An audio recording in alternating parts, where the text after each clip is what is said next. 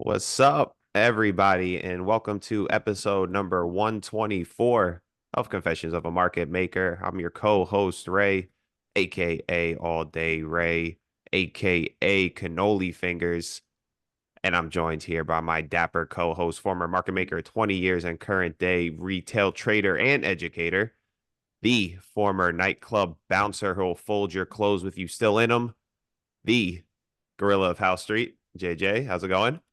Good, brother. How you doing today? I'm doing good, man. I'm doing good, and I'm excited for our guest. It's been a long time coming. Our guest today is the Chief Technology Officer at Trade Ideas, a consistent and profitable independent trader of 17 years. Of course, I am talking about the guy, Dave. Dave, I should have asked, is it Mabe? Maybe Mabe. Dave Mabe. Dave, thanks so much for joining us, man. How's it going? Great. Yeah, I'm doing well. Thanks for having me on the show. This is great. I've been looking forward to this. Me too, man. Me too. I know. I think it's been like I remember messaging you. Man, it had to been like a few years now. Trying to get you on. I'm glad we were finally able to get it on. You live in North Carolina, I believe. Yep, Carrboro, right outside of Chapel Hill, which is near Raleigh. So yeah, I've been in North Carolina my whole life. Nice, nice, man. A little humid this time of year, but I'm down in Florida, so it's pretty brutal. I think I saw before we jump into some trading stuff. I think I saw you and I think I could be wrong, but I think I remember discussing with you a little bit like you're a runner. I think you coach cross country. Is that correct? Yeah, so I ran cross country at UNC, so Hmm. Division 1 cross country and track and field. And my wife was a really good runner. She was a professional runner for many years. She made a living doing that. And she started coaching cross country at the high school here locally, and I started helping her out, and man, it was super fun. Like, we won many state titles. That really kind of got me thinking about coaching in general and coaching traders, which I've started to do now.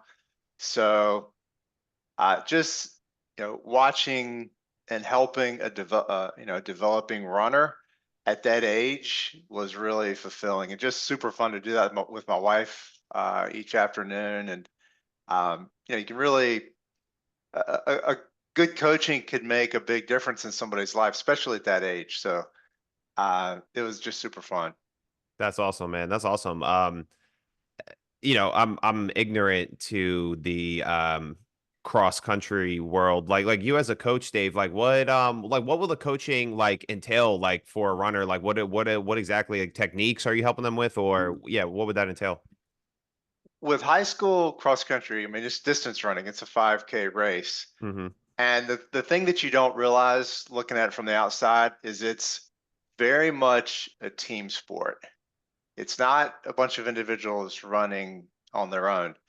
Like, to have a good team that wins, you have to create an atmosphere where you're willing to go to dig really deep for all your teammates and to create that kind of culture that creates that environment. It takes a long time, and it takes just spending hours and hours together, trusting each other, and doing the work over and over together as a group. So it's something that you don't really, it doesn't really dawn on you that it's very much a team sport, but like it certainly is. And that's how you get successful with teams in cross country. So it's a kind of a unique thing, and it's really interesting to see from the inside. That's cool, man. That's cool. Building a cool culture, camaraderie. I love it. Are you still actively run, Dave? I still run, not as much as I used to. I started cycling within the last decade or so, which turns out I really like that too, much more than I thought I would. So I do about half and half, but I exercise pretty seriously every day. Cool. Awesome. Yeah, I mean maybe the most I'll run, Dave, a mile or two. But I like I don't know, I like sprinting. I just like getting it done with. I like just, quick. get out of breath. Okay, I'm good. It's just, I don't know, something about the long distance. I guess it's more mentally trying. I feel like, um, Yeah, I like to have a lot of variety. So, mhm, I'm not just going out and doing an easy run every day. I like to mix it up with workouts. So, like you said, like going all out for shorter amounts of time, mhm, and doing hills some days where you're doing hill nice. repeats. So variety is super important. I mean, that keeps it interesting. If you're going out and doing the same hour-long run or however long you go each day, that's not going to be fun after some point. Right. And it's good for the body too, right? Switching it up, Yeah, giving it variety. for All right, sure. cool, cool, cool. All right, so we'll guess it's not a health and fitness podcast. We'll get to some training stuff here. No, but I love all that stuff. That's cool, and I think it is well, the discipline, I think you can draw a lot of parallels from working out the body into I trading. think it's not unrelated. In fact, Right.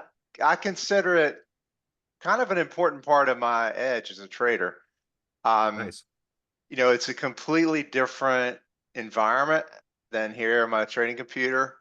And, of course, I run and exercise for fitness, but really I solve a lot of problems running and cycling. I'm thinking Nice. about things. It's a completely different environment. I get time to really ponder things. And, covering ground in the way you do running or cycling, you can really get introspective, and like I said, you can solve a lot of problems. I mean, I've come up with ideas for strategies, ideas to test, solutions to problems I'm thinking about. Like most of that stuff happens when I'm running or cycling. That's awesome. I love to hear that. That's awesome. It's really dawned on me lately, just the I guess like the mood benefits, or like if I'm in a bad mood, or like I'm just not feeling good, I know, like, even if you don't want to just go work out, and like it's I don't know why it took me this long to, maybe it's just I'm more aware of it now. But yeah, incredible. Not unrelated in the slightest. So Dave, yeah, man, just tell us like how you got into trading, and just your early days. Sure. Um, so I mentioned I was running cross country in college. I graduated college. My dad, um, he was always an investor of some sort, very conservative. Um, and that was my upbringing. So very conservative approach. In fact, but my dad was trying different things though. Like I remember we had some cattle. We lived out in the country. He had some cattle like as an investment a couple of years. So he was always dabbling in different things, but again, super conservative about money. So when I graduated college, I had a small, modest academic scholarship, and my dad said, "Hey, if you get a scholarship or get some help with college, I'll give you that money that we saved after you graduate." So I had seemed like a lot of money at the time, but it was a very modest amount of money, and so I invested that in a mutual fund. That was the first thing I did. And this was like the late 90s. So this was in the dot-com boom. I mean, it Hmm. did okay. But, I was always had this in the back of my mind that I should be investing and thinking about things. And, my I got, more and more interested in it. And the I remember a specific trade that I made and a valuable lesson I learned. So I remember, in fact, I remember the ticker symbol. This is way back in the early 2000s. The ticker was, I'm pretty sure it was RFMD. I think they're still Mhm. around. I think they This are. was Yeah. like the darling company in North Carolina at the time. And, the people I looked up to were like, oh yeah, they made some money with this, investing in this stock. And they said, yeah, earnings are coming out like this stock is going to do well. Um, so I bought some RFMD, and earnings were coming up. I was like, man, this is going to be great. Looked at the forecast, the earnings came out. They beat the forecast, like they beat earnings. It's like, oh, I've nailed this. This is great. And what do you think happens? The stock tanks. And in that moment, I was thinking, gosh, there's no way I could possibly predict this. There's no way I have an edge in this situation. So it was really in that moment that I realized, I have to have a more systematic edge where I actually have an edge. Hmm. And like what I was trying there was just not going to work. So it was really a big realization for me that, okay, this is, I got, if I'm going to do this, I'm going to do it my way. And this is not the right way to do it. Hmm. So that was like the light bulb moment for you to go down a systematic route. So I guess tell us about that. So what happened from there?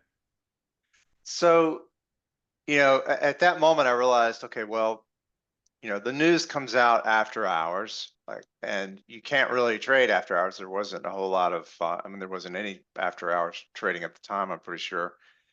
So I thought about my time frame just got shorter and shorter. I was like, okay, well, what about day trading? Like, I know that's risky. My dad is not going to like that if I tell him I'm going to day trade. But at the time, there was actually a pretty vibrant blogosphere. You guys remember blogs? I mean, there's not a ton of them anymore, but Hmm. at the time, there was a pretty vibrant community of trading blogs, people sharing ideas. And I dug into that and figured out a system to start trading, looking at some of these blogs.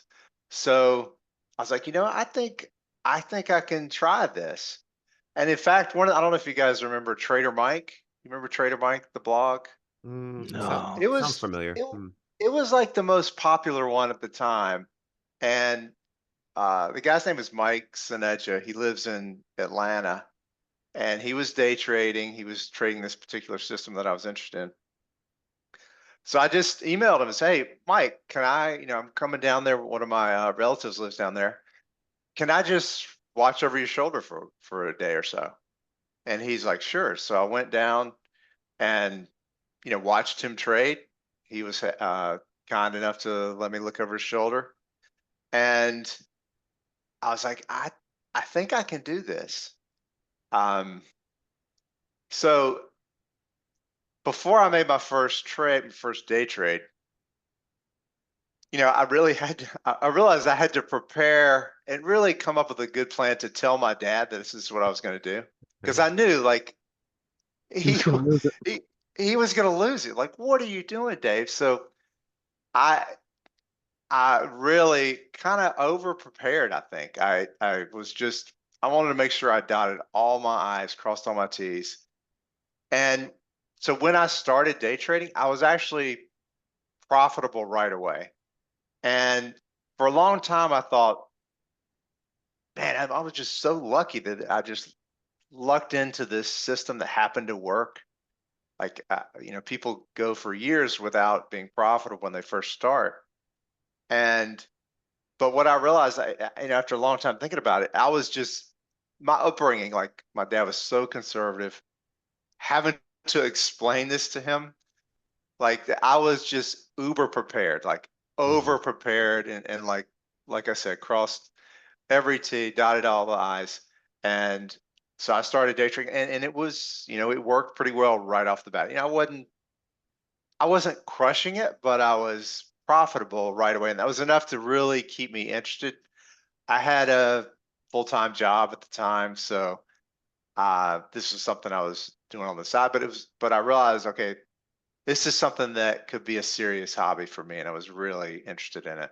Hmm. Nice. Do you remember like what was you remember like the first like strategy like you were using? It was a gap trading strategy. So I would look for gapping stocks Hmm. and look for a specific pattern after they gapped and then get in and then hold it the rest of the day. So it's basically like an intraday trend following system. Okay. And I would trade it. There'd be a long side and a short side. And I traded that same, actually I still trade a variant of that strategy today. It's not as great as it was back then, but I still trade a version of it today. So it's kind of a funny story. That strategy, you know, traders as they, or at least me, as I matured and progressed as a trader, at some point you've got a system and it's kind of working, and you like, for me at least, this system was working for probably 3 or 4 years. I was like, okay, I'm just gonna, I figured this out. I'm just gonna scale this thing up more and more over time, and that'll be that. I was reviewing my trades each day. I had a really good workflow and process for making sure that I was on top of things, and I would do a pretty in-depth end of year review. So I would look at all my trades and see how I can improve those, how I could get better. And in my reviews, I was like, well, I just need to scale up this thing more. So that was the goal in that particular year. I don't remember which year it was, but it was probably 3 or 4 years after I started training the strategy. And I was in a drawdown. I was like, well, I've looked at this data before. I know how, I have confidence. I've traded this thing for a long time. I just need to stick with this and at the same size, because I know times before I've sized down, and then that's when the system starts working well. You're like, gosh, left all this profit on the table. But it didn't really turn around. So here I was in this drawdown that, and for me, like, when you have a drawdown like that as a trader, like your first really serious drawdown as you're scaling up, like it really messes with you. Like that, I mean, this is like especially when you have a specific strategy that you traded for a while, like that's what you do. That's the kind of trader you are. And when that stops working, you're like, holy crap, like my whole existence, like what am I doing here? And that was just super hard for me. And what I realized is, okay, this is not working right now, and it sucks badly to be in this position. I do not want to ever be in this position again. So I really wanted to create some tools for myself that I was never going to end up in this dead end like that. So it took me a while, but day after day, I would work on my tools and the way I looked at strategies to make sure that I always had a roadmap for the strategies, and a quicker way to come up with new strategies. And I really dove in and have this workflow that really worked well for myself, that I was able to basically come up with new strategies way quicker than before and improve strategies way quicker than before. So, and it was all because this drawdown sucked, and I did not want to have that happen ever again. Like that, it was horrible. Well, that's all. I mean, that's like a great example of like using I guess like a perceived negative, right? But it turned out to be a great lesson, a great a great thing for you going forward. Um, I'm curious just to maybe like some of the details, Dave, if you want to like touch on that. Like you mentioned it improved your process. You were able to come up with or find new strategies like quicker. Could you maybe just like touch on a little of the details there? Sure. So I remember, the particular strategy I was trading. I thought, I had heard about this backtesting thing, and I had been, I was working at a big company, AT&T at the time, so I was still doing all this on the side. And I was really at AT&T, I was pretty much like an automation expert. So I had sort of made a name for myself for just automating tasks. And so I was, taught myself programming there, and, make things more and more efficient there. So that was sort of in my, innate in my personality. So I thought, I wonder if I could automate what I'm doing here with these trades. So it was a very it was a discretionary system. I was deciding whether to take the trades, but it was very systematic. Like it was definitely rules I was following. And I had some, whenever you're click trading or manual trading, you notice like you make some mistakes, right? People aren't perfect. Like have you ever made a trade where you accidentally put on one extra zero into your position size, or Plenty. maybe Yeah, of even course. worse? Yeah. Maybe even worse, like one too few. I think that's probably even worse than one too many zeros. We fat finger stuff all the time. So I did that a few times. I was like, man, you could get rid of a lot of those silly mistakes by automating a lot of this. So at first I thought, okay, I'm going to create a program to enter my trades. Maybe not manage them, not fully automated. Let's just enter the trades automatically, get rid of a lot of those mistakes. So that was my first foray into automated trading and sort of the first thought into backtesting. And then I thought, well, that's working pretty well. Getting rid of almost all the order entry mistakes. What if I backtested this? What if as you're a discretionary trader, you come to think of your discretion as really awesome. Like this could never be reproduced in a backtest, right? It's this, and what I realized, so I said, well, I've been doing this a while. This is what I do. There's a lot of discretion there. There's no possible way I could recreate that in code. It's too complex. I'm too good at this, right? So, but I said, well, let me see if I can get close, maybe. So I created a back test for what I was doing, and like right away, I found a way to make it better than what I was doing. So here I thought all this discretion was so awesome and could be recreated. And like the very first back test, I found a way like to make it better than what I was doing. So I was like, okay, well this is silly. Like I can create more trades for myself. They could be more accurate. With this back test, I have this like reference that I can check against every day to make sure I'm doing what I've planned to do and what I had researched. So that was eye-opening for me. And just that opened up a whole new world of things I could test and things I could, ideas I could verify. I kind of call backtesting like I often call it a BS detector.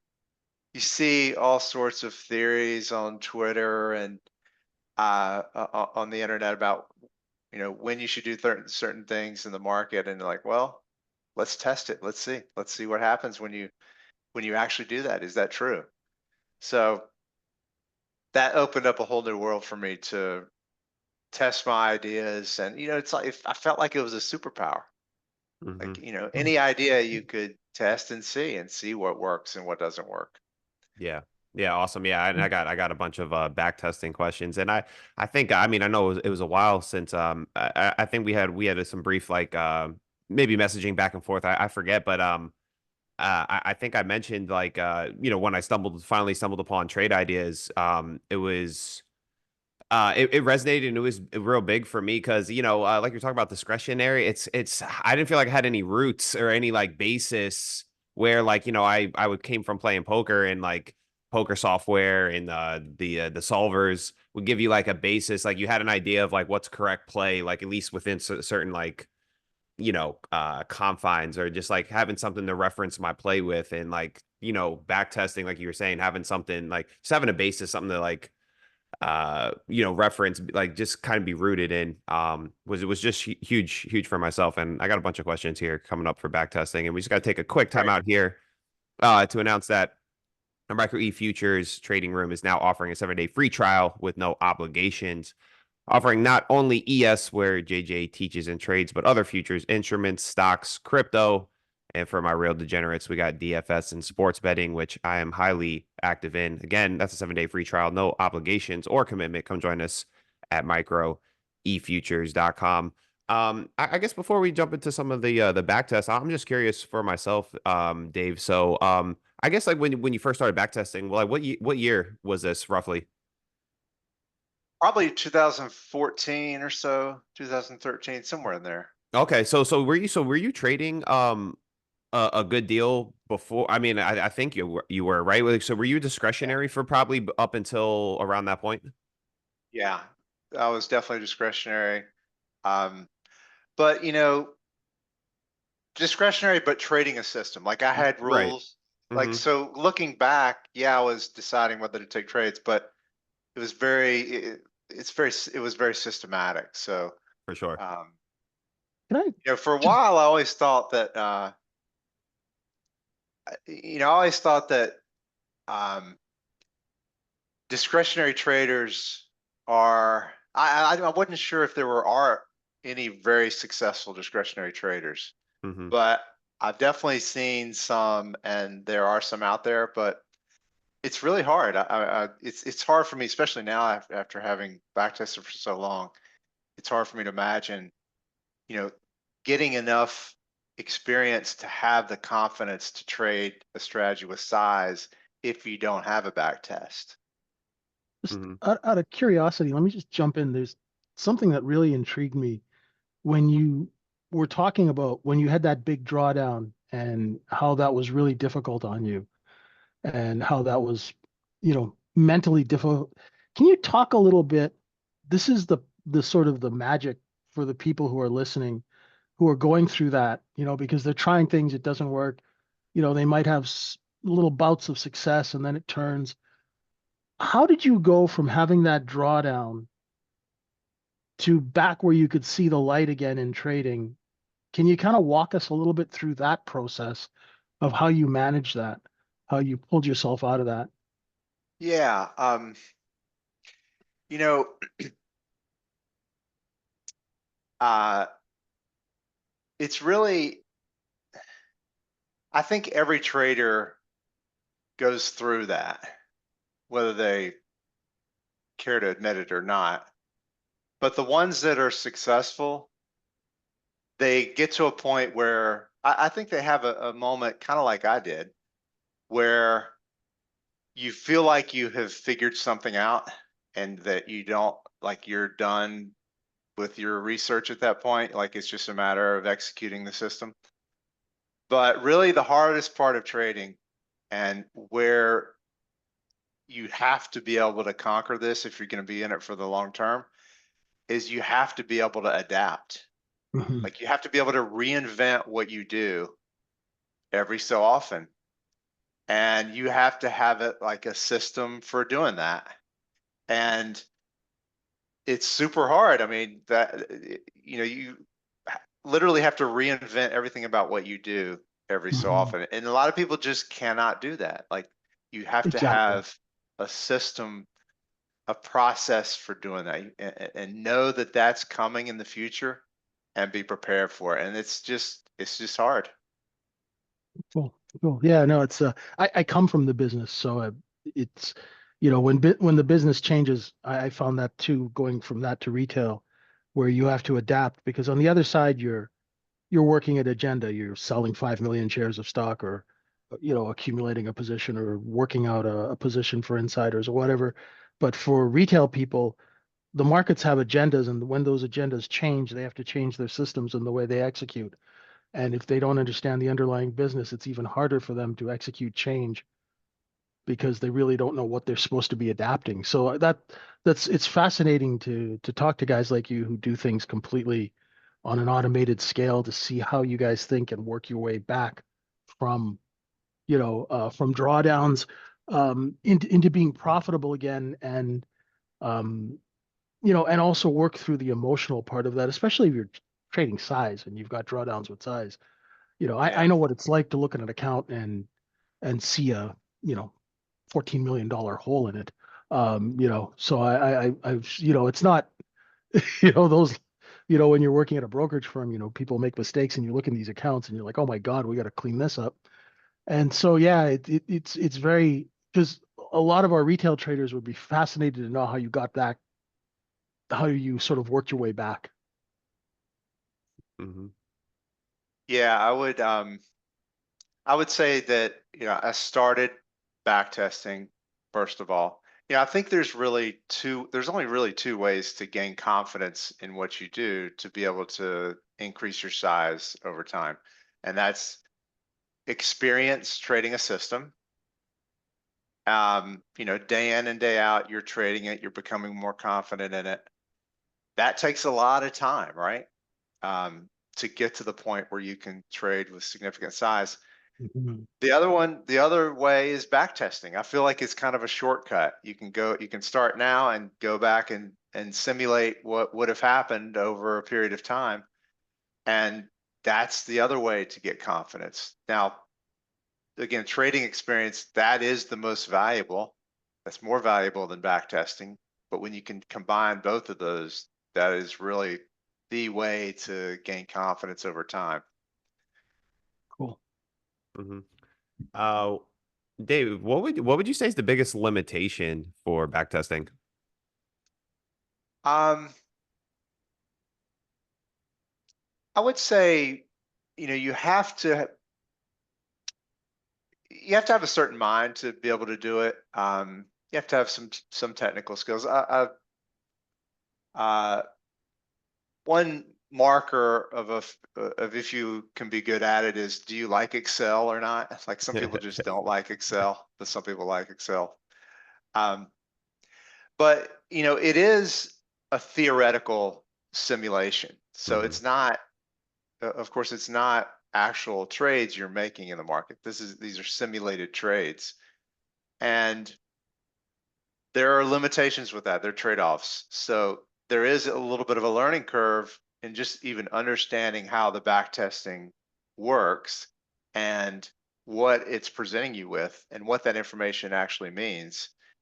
Um, a lot of people will find a back test because it's so easy to do in trade ideas, and you can set up a strategy. Just start trading it today, right? Hmm. You do that really quickly. And if you're not careful about that and you don't paper trade first and you don't trade with small size next, you need a process for doing that. If you Mhm. don't, then a lot of traders will just see, okay, well, my actual trades didn't match the back test. Wow, the back test sucks, man. What a terrible piece of software. But it's really because you're not understanding what the back test is telling you Hmm. and what it's testing on. Yeah, How yeah. is, what is the data that the back test is simulating on? And the more information you understand about that, the more you can have that back tester work for you and tell you um, what you need to know and can help you find edge. Yeah. Well, that's a great thing with the trade ideas backtest for someone like myself who does not like Excel, who couldn't I couldn't set any of this stuff up myself, and so having just the simplicity of it is awesome, and just giving, we're talking about just like giving me more confidence um in the I trade discretion, but like you were mentioning before, it's a system, you know what I mean? I have a system for it, and just having that confidence. um, and yeah, it's just, I mean, I swear, I feel like we could probably talk about this all day. I have a ton of questions, but Yeah. I'll try and keep it concise. I guess I think something that might be helpful for myself, for the listeners as well. Let's just say, Dave, we wanted to back test, start a strategy from scratch here. Can you maybe just give us some insight into your approach, or like your process into back testing? Yeah. Um, a lot of people will start back testing and then they sort of start from the data and they have the data like suggest what to do next. Hmm. I think it's always good to start from a chart. Like, start from a chart and look at many charts and start from things you actually see in the market. There's a free tool that Trade Ideas provides called Stocks Like This. It's actually pretty novel because it lets you pick a point on a chart and specify, okay, Apple at this particular time, and you can go back and look at every event that occurred during that time period. So what it allows you to do is look at a specific move in a chart and see every event that occurred and use that as a starting point for a strategy. Hmm. Like, when I look at a chart, like let's say Apple makes a big move and you look at it, that particular, I think a lot of traders will look at that move and be interested in this one specific move from Apple. But the first thing I think about is, okay, can this generalize across the entire market? Like it happened for Apple here once, but can I create a strategy and see how many times this happened over the entire market and create some trading instructions around that? So I think it's always good to start from the chart, and that tool, like I said, Stocks Like This is a really nice way to make a really hard, surprisingly hard problem. To look at a chart and try to create a strategy out of that. It's trickier than it seems. Like you can just look at the For charts. sure. Oh, well, I'll just go along right here, right? But that is a really difficult problem to solve. And that Stocks Like This tool is a really novel way to kind of make it reverse, like figure out, okay, what were the events that even happened during that time that I could choose from? So it makes, I like to say, it makes an infinitely hard problem much less hard, Mm-hmm. but still hard. Yeah, for sure. I know the hours I've spent trying to like pinpoint exactly what I want. Yeah. It could be infuriating, but I kind of like doing that type of work though. It's really fun. And I think uh you're just more in tune with what you're trying to do. I really enjoy it. I guess simple question. I'm sure you probably get this a lot, and it's probably a standard question, but like what would constitute in your mind, Dave, as a good sample size of trades when backtesting to feel confident in the results? Yeah, that's a good question. I mean, the more the better. Um, gosh, the minimum I would say, man, I don't know. I've got systems that trade just a few times a year, but Hmm. then others that trade 15 times a day. So I think it depends. And there, you know, I think a lot of it comes from experience. And there's not really a hard and fast rule for some of these things, but you just get better and better over time of, figuring out how much is, how many trades is best. But I would say I'm always looking for systems that trade very frequently. I want a lot of trades to start with, because that way part of my process is figuring out what portion of the trades are worst and get rid of those. So the more you can start out with in that process, the better. Like the better what you end up with, the strategy that you end up with will be better the more trades you start with. So I'm always looking at the most number of trades I can start with and whittle away the the worst portion of those trades to come up with a system that has the most average profit per trade, but also the most total profit. So I know that the systems that trade pretty infrequently, like if it's months that go by between a trade, like they lose my interest. Like Hmm. I need something to happen pretty frequently to kind of stay in tune with it. And I think, part of the process is watching trades that come through a system every day and having a daily review process for those. Super important to stay in tune with the market, with what your trades are doing, how they're working, what trades almost met the criteria for the system but didn't quite. Like that's a good source for new edge. And you need to be watching those and say, okay, well, like if you have a good process for watching the market each day like this, you can figure out tweaks you can make to your system or new edges you can come up with as a result of watching the market each day. So I have a very specific process that I use for doing that. And, there's so much noise out there. I don't want to look at everything. I only want to look at the most important stuff. So I really think a lot about streamlining my whole workflow and process to where I'm looking at the important stuff and I'm doing that every day in as efficient as a way as possible. I love that. I love Cool. that. Very cool. How many strategies do you run, Dave, like currently? I've got like 15 or 20, depending on how you count them. Yeah. So it's a lot of strategies. It's a lot of that comes from the process I created a decade ago to come up with strategies quickly. Part of that's back testing. Part of it's like an optimization process that I have for those. And a lot of us just, grinding in and day in and day out with that daily process of Mhm. figuring out, okay, how can I improve these? And, one thing I've noticed is, you have to be really organized when you trade that many strategies. You got to be super organized.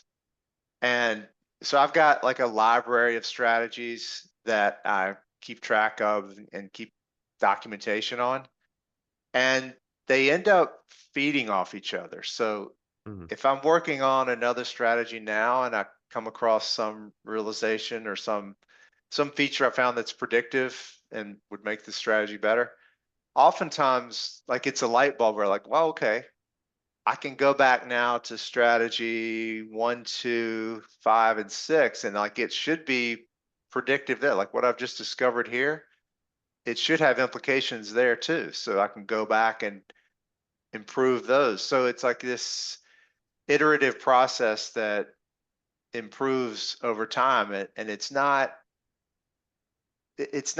doesn't come like there's not an improvement every single day. Like you have to put a process in place where sometimes there's a long time before you have these light bulb moments, but Mhm. as long as you have a process in place where you're putting yourself in a position to observe these and be in tune with the market and test things, like you'll have the light bulb moments. It may not be this week or next week, but you have a good process in place and they'll come. Yeah. I love the emphasis on the Yeah, process. great. And I forget man, I forget the book. I think it was Mastery, maybe, but it talks about like it just made me think of when you're talking about like the light bulb moments that it's like almost like a plateau, like you plateau for so long and then you'll have like an insight and it's like you get this like upward, like almost like a parabolic type of chart, but it's probably from all that grinding and all that work. Then you just got to like stick with it to get those For type of sure. moments, I think. I used to, so I used to think that some people were just born with an innate ability to come up with strategies. And because I would see people and they could come up with these ideas. I was like, man, I can never come up with ideas like that. How do you do it? And the more traders I've talked to and worked with over the years, there's really no secret. Like you could come up with ideas. You just have to have a good process for doing it.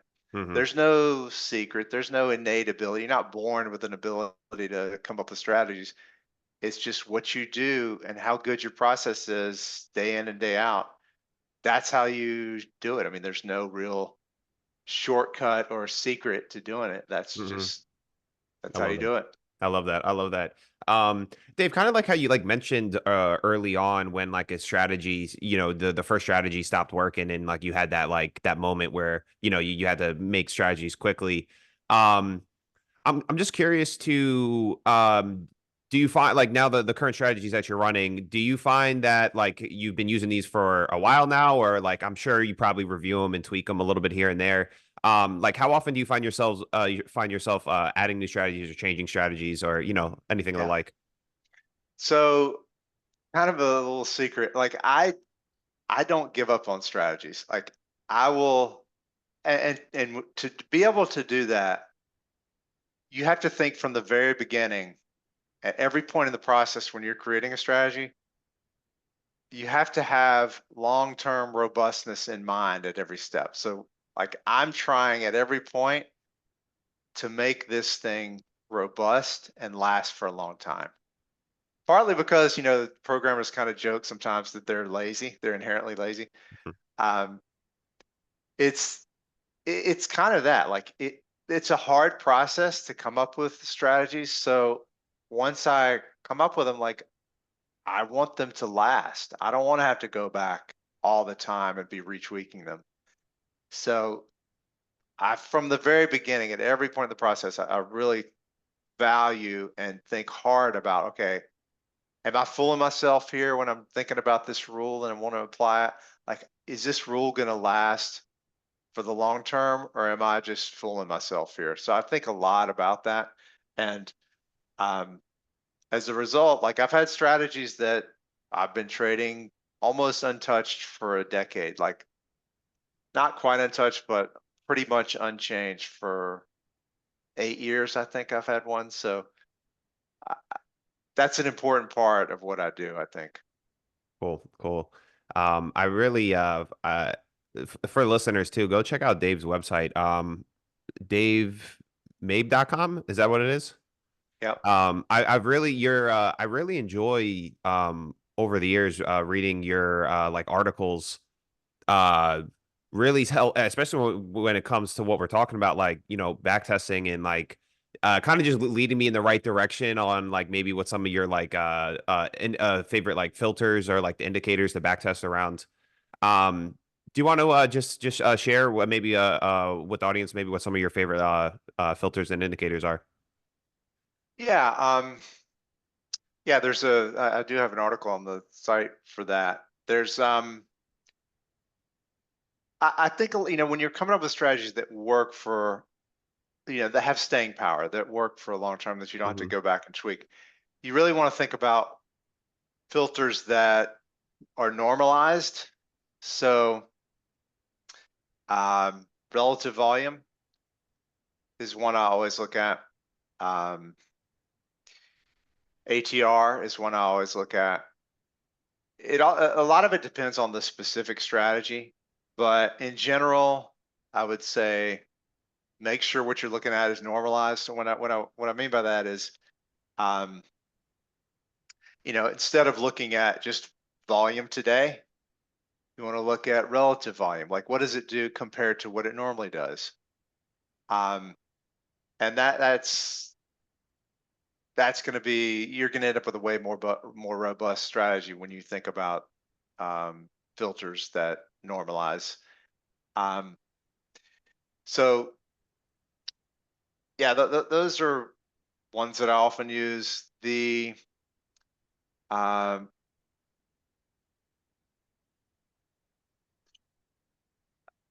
I've got some more out there that um, I can't think of right now, but yeah, I like writing about the markets, as you have read some of the articles. I've got a free email newsletter that anybody can sign up for. I really enjoy writing stuff to it. So, and I love the feedback I get. I mean, I get a lot of feedback from the articles I write, and I try to be helpful. Like I want as many people to succeed as possible. So that's sort of my the way I think about it, and the way I think about that newsletter. Yeah, yeah, I like them a lot. Definitely, people listening, go out there, go read them.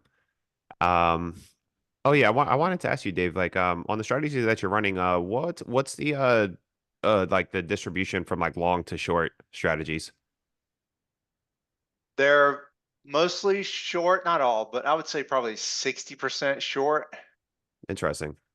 Um, Most of the money I've made over the years is on the short side. I just think it's a little easier to find edge there. Um, That's so I interesting. You would brought. say, So sorry to interrupt. That's interesting because I was going to ask you that, Mhm. like, and I'm like probably fairly rudimentary with, back testing and like finding strategies, but I've always noticed it's way easier finding short strategies with a, you know, a nice profit factor, which I also want to ask you about. But yeah, sorry for jumping in there. Yeah, I don't know. I don't know why that is. I guess just, things fall harder than they go up. Hmm. Um, uh, but yeah, I think I would say that's generally true for a certain type of trader. Um, they're going to find more edge on the short side. It makes it a little more difficult because you have locates to worry about, and Hmm. um, but in general, that's the breakdown for me right now. Yeah, yeah, that's interesting. Yeah, so you know, for someone like myself, right, Dave, when I'm back testing, what's a profit factor you think, you know, someone should shoot for in a back test?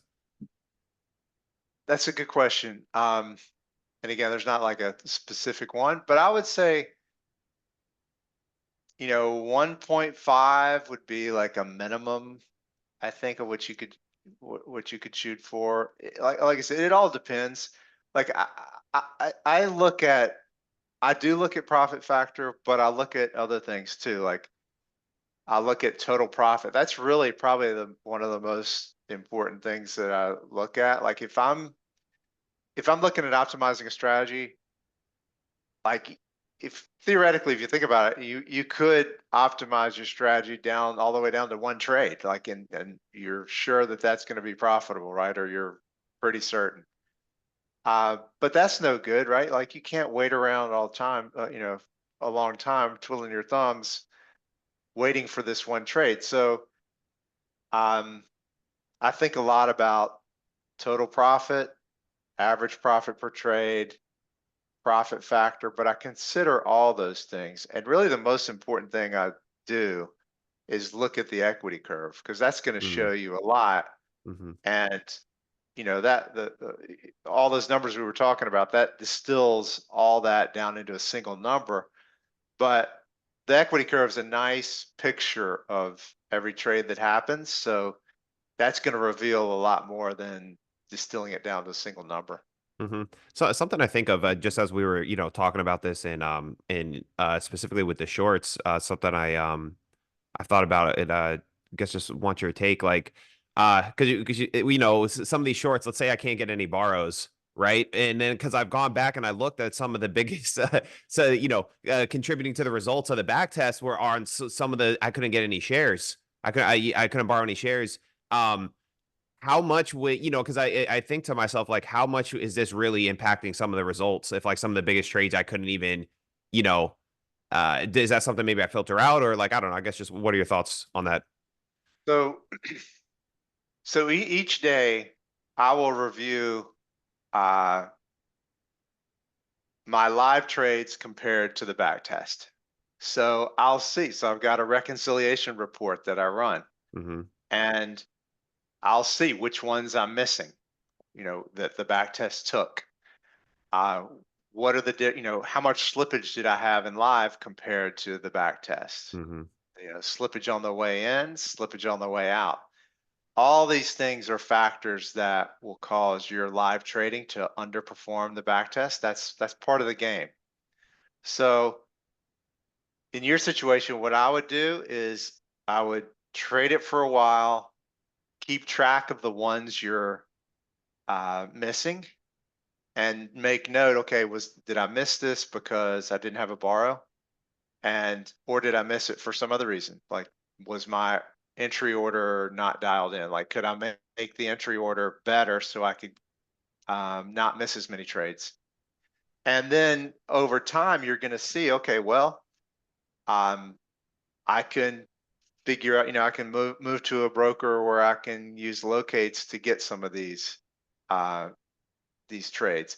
And when you look at it in aggregate, you'll get a much better picture, and you can like make a business case to yourself for finding another broker, or you can at least gauge how much am I missing because of this, and classify that and see how that works over a large number of your trades. Right. Awesome. Awesome.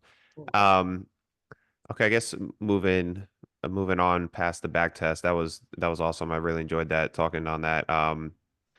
I believe Trade Idea. I believe you guys have had been using AI for a while now, and obviously past couple years AI has become like a real hot topic. Can you, I guess you just kind of just give us a rundown from like when you guys first were using the AI to like, what it's at right now, and I guess just AI's role in trading in general.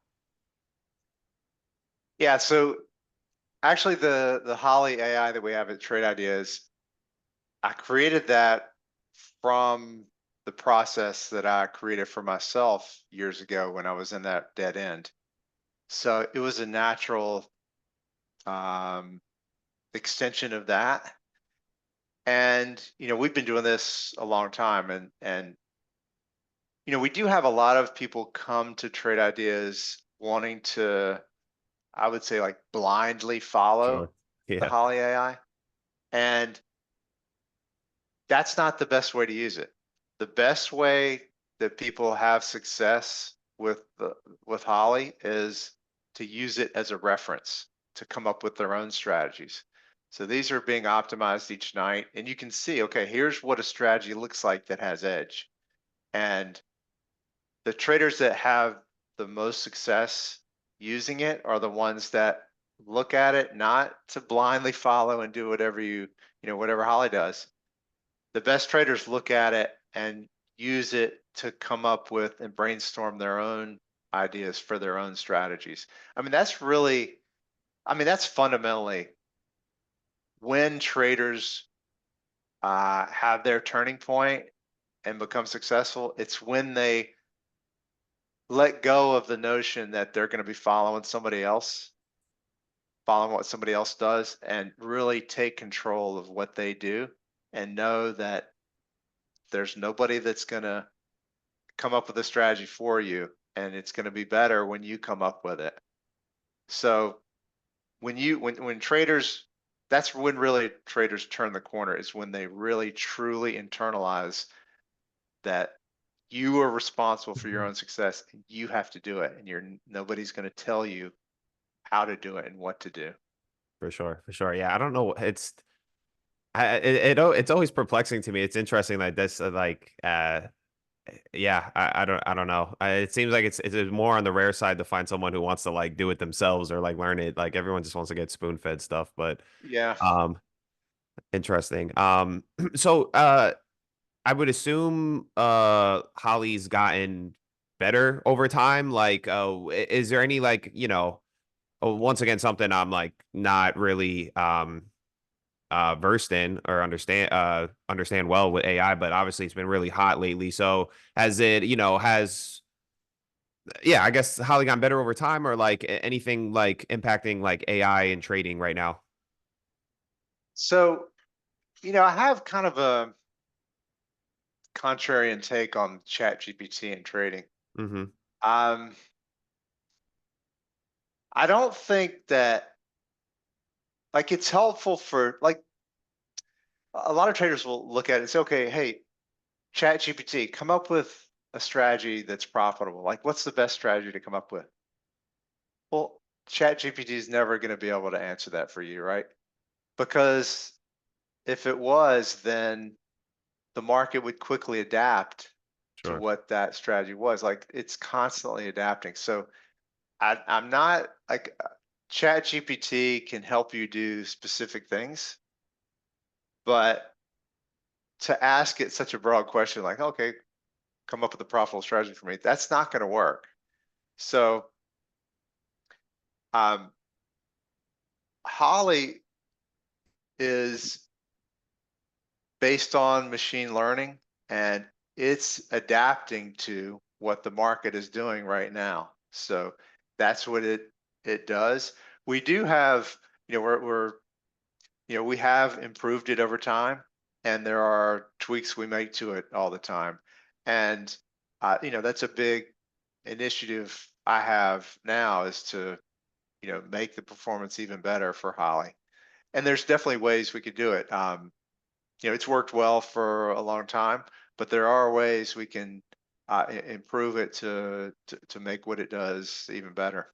Mm-hmm. Awesome. Well, where did the where's the name Holly come from? Was that you or?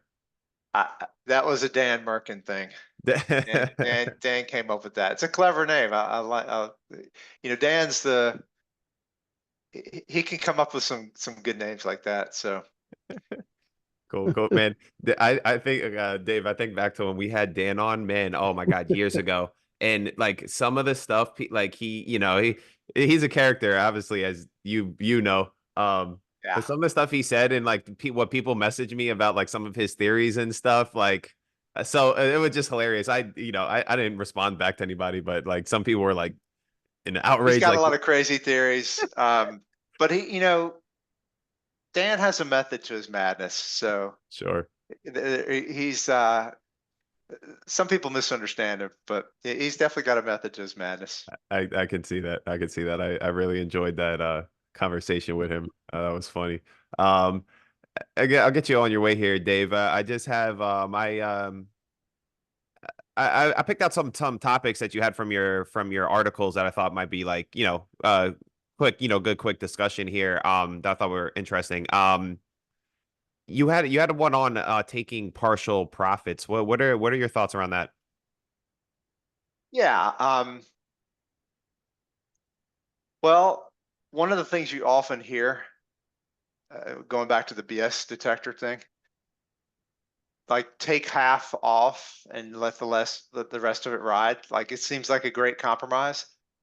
But when you do the numbers, like you trade off a lot of profit for doing that. Hmm. So that became really clear to me early on when um, I would take a partial of a trade that was doing well, and then it would go and continue on. And I realized, man, taking that partial cuts off a lot of profit from what I could make. So it's really clear from backtesting that that compromise you make is pretty costly, costlier than most people think it is. So just keep that in the back of your mind that there is a trade-off that comes with that, and it may or may not be worth it to you to do that, to take a partial profit. But it's worth, I mean, good traders will go and think about that and look at the numbers and actually see, the big thing for me is what works across a large number of trades. I'm trying to maximize the Mhm. profit Yeah. for my systems, and partial profits were not doing that. It made me feel a little better doing it, Right. but it doesn't maximize your profit. Right, right. It's like one of those things where the numbers and like your feelings are diverging, right? Because that's probably the only I don't want to say pro for it, but yeah, I guess just to feel better, right? Like it's more psychologically soothing, I suppose. Um, Yeah. but makes a ton of sense. Um, when an individual, let's say a newer person, or I mean, I guess you could even say experience, right? But like, how should someone think about day trading versus swing trading, and maybe what they should choose, or both? Um, it's a good question. A lot of people have a lot of different opinions about it. I like day trading. I I like going home flat at the end of every day. I mean, there's a lot of freedom in that. There's, Amen. there's no uh, sleepless nights worrying about what a position is going to do. So that's always my default. I hardly ever swing any positions, and I'm not like opposed to it. It's just that I've found enough edge day trading, and that resonates with me. And it's great to be flat at the beginning and end of every day.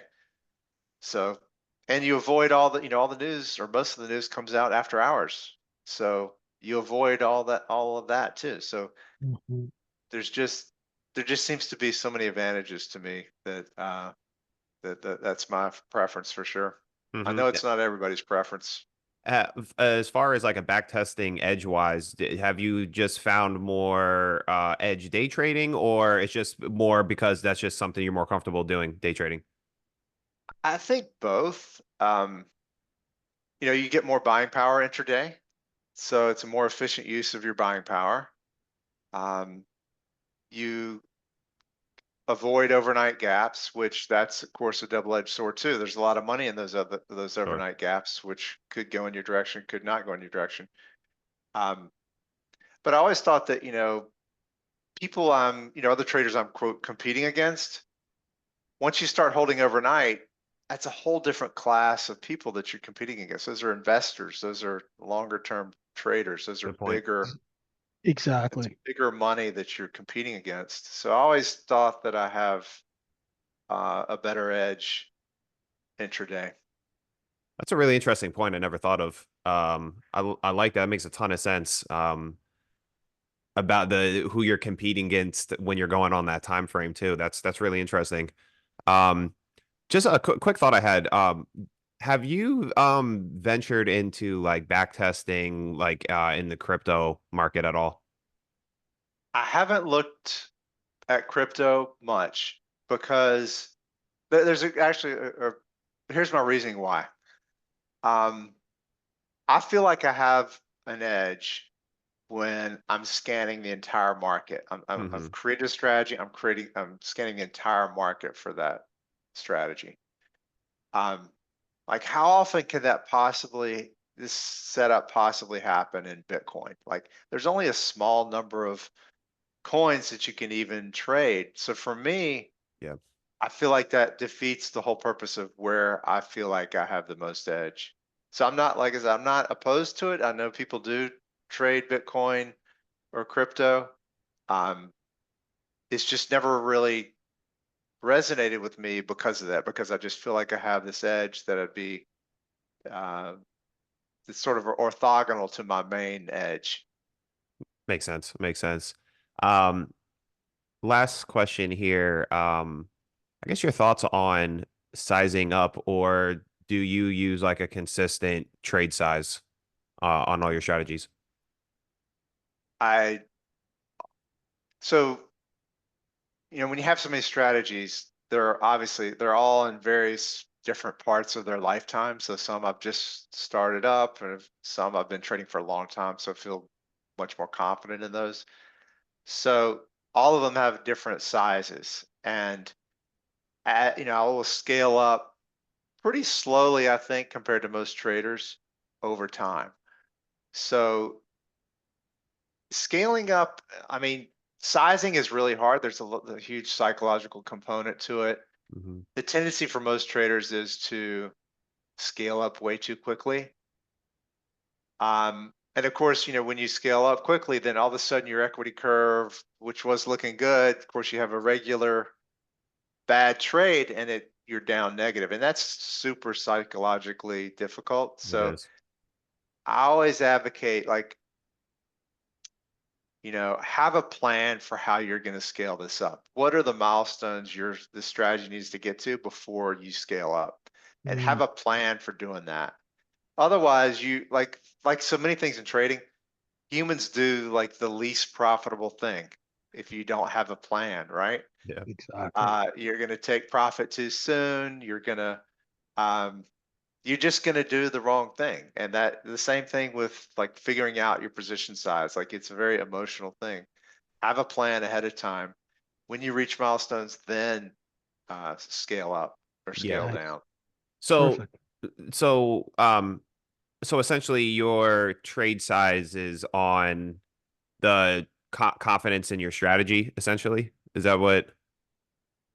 Yeah, I mean, how long I've had that strategy in play and how confident I am in it. So, Is it at all like correlated to profit factor, or it's more like, okay, I got to test this in real time first, and then is that where it's coming from?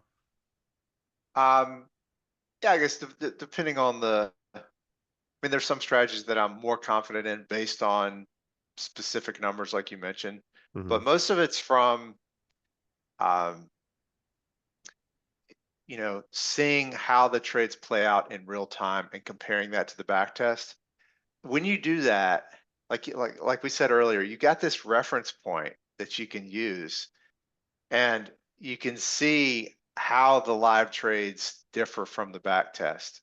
And when you get a good sense of that, and you've done your back test for a long period of time, then slowly you get more and more confident in that strategy, and you can feel like, okay, I can book better. Like I know what the worst day is going to look like. I know I will have one of those days in the future. So here I'm comfortable with this size, knowing that one of those days is going to come in the future at some point. Yeah. Yeah. Makes total Mm. sense. Yeah. It's probably like the hardest thing, at least for me, I think, trading wise. And like you mentioned, how just psychologically difficult it is to when like you do hit a loss and it's a normal loss, but it's more magnified and Yeah, it can really tilt. It's a tough thing. So thanks for answering that. That's why I had sure. wanted to dig into your brain there a little bit on that. Um, and so yeah, so that's going to conclude today's episode of Confessions of a Market Maker. If you guys enjoyed this episode, please rate and review it for us. If you'd like to join a supportive professional trading room, you can join us at microefutures.com. Dave, tell the people where they can find you, anything else you want them to know. Yeah, you can reach me at davemabe.com is the website. There's a free newsletter. You can sign up and get those delivered to your email. I write one every week and really enjoy doing that. And I'll just have to say, I really appreciate you guys having me on here. I remember, I've listened to the show for a long time. There was a period where I didn't listen to it. Probably a year ago, I was busy and couldn't listen. And I think I listened to your show on with Linda Rashke, Mm-hmm. Mhm. and it really struck me. I was on a bike ride. I was listening to it. It really struck me like from the previous time I'd listened to that point, you guys have really got your stuff dialed in. Like it was a noticeable improvement, and you guys it seemed to be hitting on all cylinders. So you got keep doing what you're doing. This is great.